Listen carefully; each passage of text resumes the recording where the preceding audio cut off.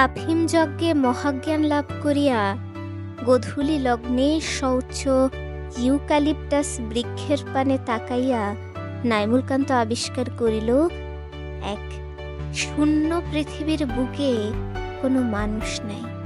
2, জনপূর্ণ পরিবেশে মানুষ মূলত খুব একা হইয়া যায়।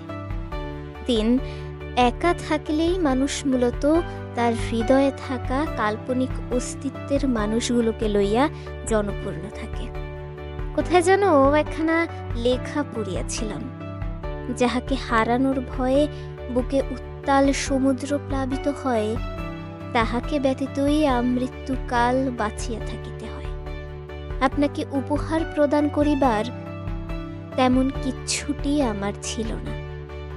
দিতে পারিতাম কেবল মুহূর্তের পর মুহূর্ত, কেহ না জানুক।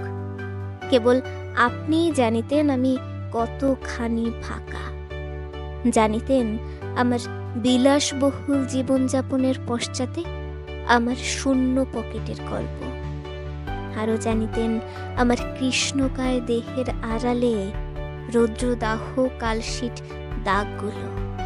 আপনাকে কিচ্ছুটি দিতে পারিনি বা পারি না, শুধু চশমার নিচটায় বলিয়া দিতে পারে নিখাদ একটা সত্য, আপনাকে খুব ভালোবাসি নীলাঞ্জনা।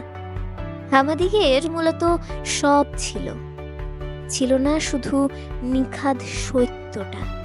এইসব বিষণ্ণতা ফুরাইয়া গেলে আবার পাখি হইও, একটি বিশ্বস্ত পাখি, ডানাদয়ে ভীষণ গাঢ় হলুদ।